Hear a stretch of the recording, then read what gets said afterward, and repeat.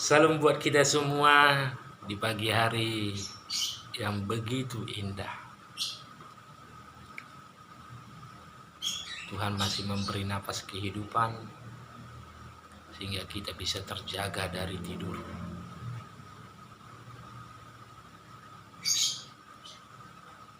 Pada pagi hari ini kita akan mendengarkan firman Tuhan yang menjadi renungan di pagi hari ini yang tertulis di 1 Yohanes pasal 2 ayat 28. Begini bunyinya, maka sekarang anak-anakku, tinggallah di dalam Kristus, supaya apabila Ia menyatakan dirinya, kita beroleh keberanian, percaya, dan tidak usah malu terhadap Dia pada hari kedatangannya. Demikian firman Tuhan. Saudara-saudara yang terkasih, jika ada pertanyaan, apakah kita malu menjadi Kristen? Pasti kita akan menyatakan kita tidak malu, kita bangga,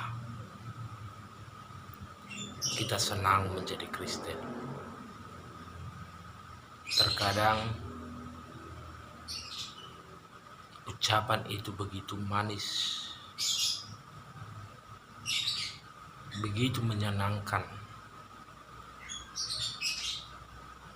tapi Tuhan ingin ingatkan, jikalau temanmu, saudaramu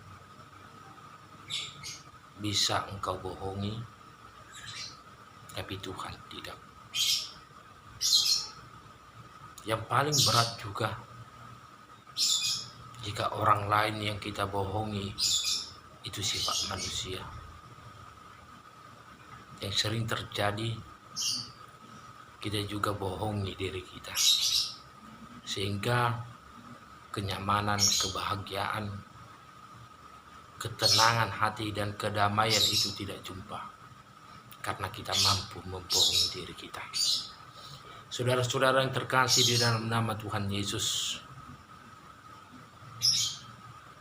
jika kita ingin damai, kita ingin bersuka cita, Tuhan ingatkan kita di pagi hari ini untuk tinggal di dalam Dia, tinggal di dalam Tuhan.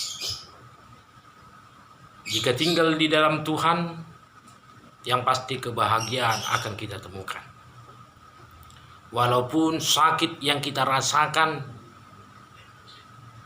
menderita kita, apalagi di saat-saat sekarang ini, tapi jikalau kita diam di dalam Tuhan, tinggal di dalam Tuhan, bersama Tuhan, kita mampu mendapatkan kebahagiaan dengan cara bersyukur di hadapan Tuhan. Pada saat ini juga Tuhan ingin mengajak kita supaya kita hidup dalam keberanian daripada Tuhan. Tidak gampang malu menyatakan kebenaran yang daripada Tuhan. Walaupun berat, walaupun sakit, tapi Tuhan ingin sampaikan kepada kita, Tuhan tidak memberikan lebih dari apa yang kita mampu di dalam kehidupan kita. Saudara-saudara yang terkasih di dalam Tuhan Yesus Kristus, saya ingin angkat satu cerita di mana kita bisa menggambarkan cerita ini dan membayangkan di tengah-tengah kehidupan kita, di mana cerita ini diangkat dari suku kita sendiri, orang Batak. Orang Batak yang hidup di daerah pegunungan,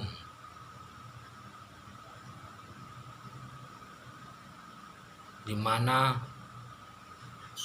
daerah itu awalnya sangat dingin dan saya kurang tahu orang Batak.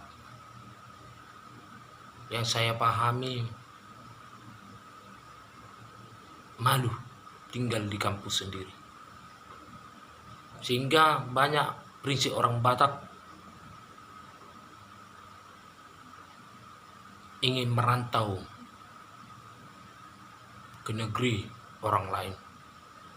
Dan pada saat ini juga, di zaman teknologi yang maju ini, perkembangan IT, kita bisa melihat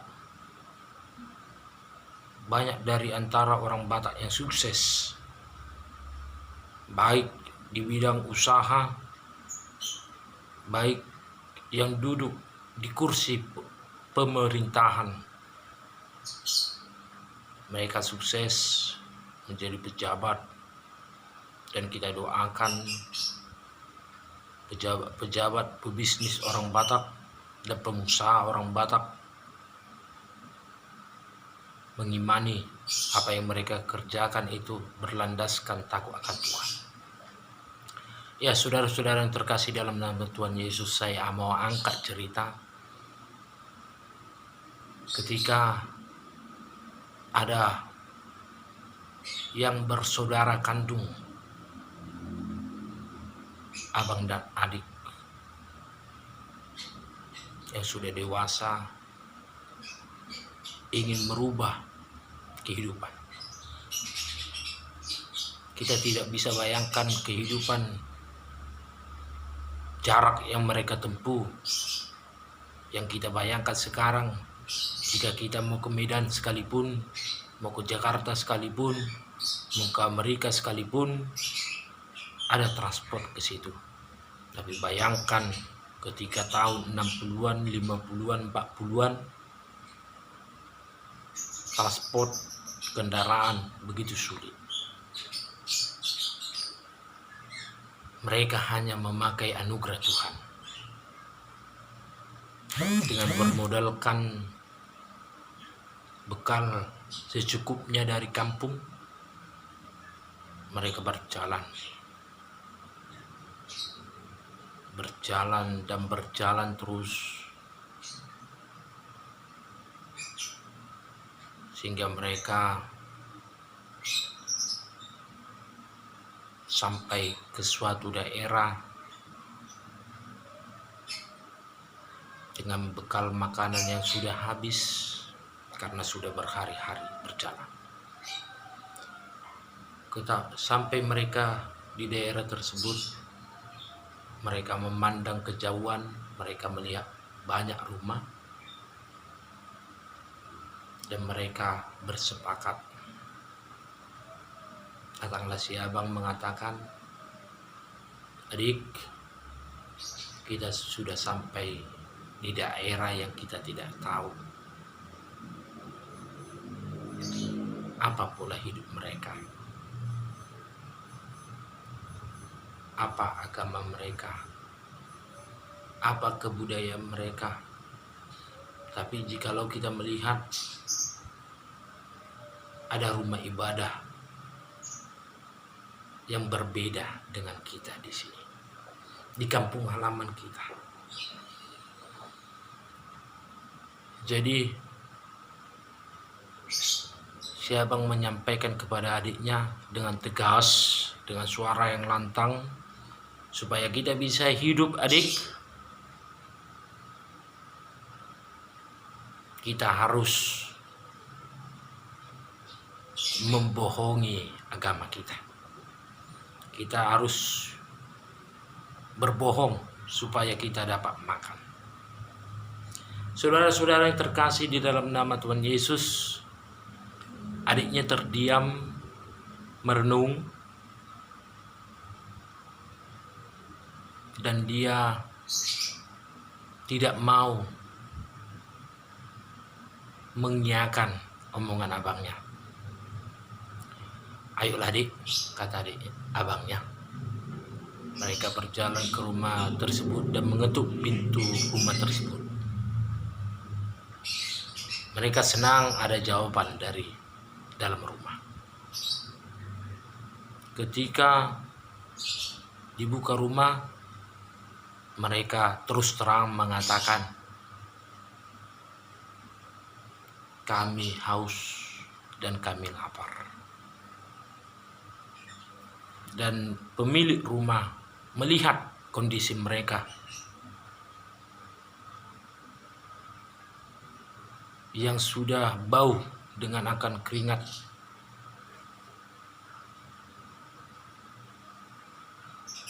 Dan pemilik rumah menerima mereka. Tetapi pemilik rumah mengatakan yang pertama sekali kepada mereka ketika mereka berkomunikasi, dia menanyakan, apa agamamu? Dengan lantang si abangan mengatakan, saya Islam.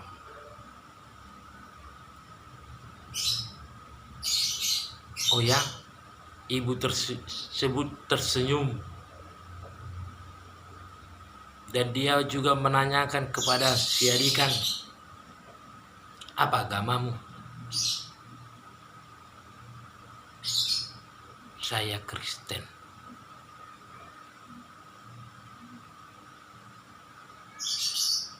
Ibu tersebut mempersilahkan mereka duduk. Mereka duduk. Dan dia pergi ke dapur mengambil makanan dan minuman. Terkejutlah kita mendengar ketika ibu tersebut membawa hanya segelas minuman dan sepiring makanan. Kita akan menyatakan pada saat ini, ketika kita mendengar perenungan ini, pasti yang seagama yang akan diberikan makan.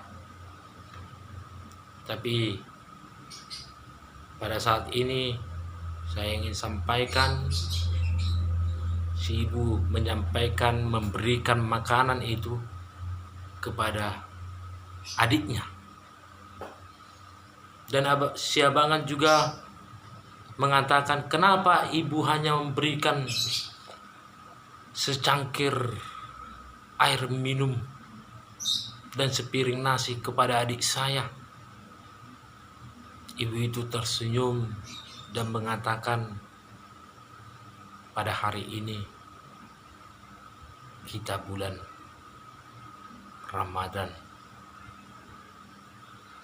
Pada saat ini agama kita sedang puasa. Kamu puasa kan? Kata ibu. Si abangan terkejut dan terdiam. Sehingga yang menerima berkat hanya si Adikan. Saudara-saudara yang terkasih di dalam nama Tuhan Yesus Kristus, jika kita mendengar cerita tersebut, gambaran yang bagaimana kita, perilaku si abangan kah atau si Adikan kah kita?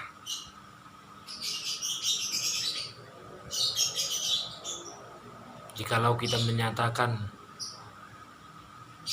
kita si Adikan, cobalah renungkan, betulkah itu?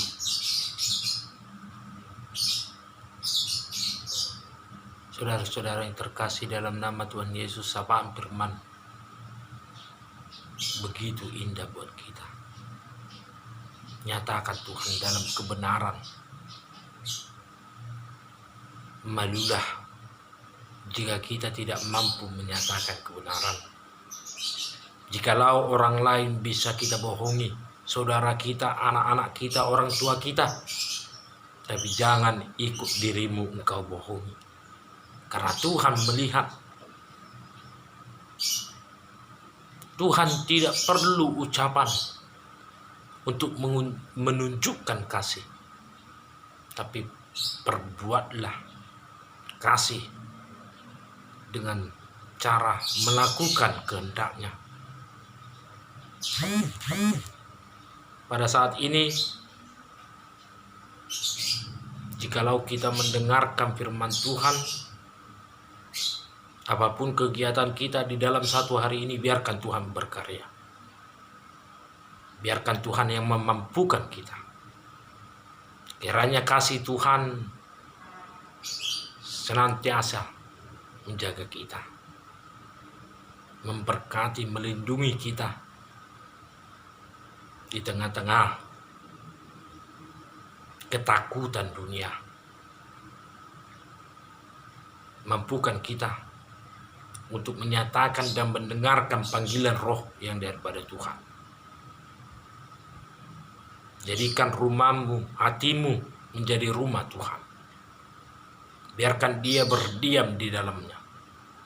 Karena itu, yang diam di dalam Tuhan mampu menyatakan dan mampu berbuat kebaikan.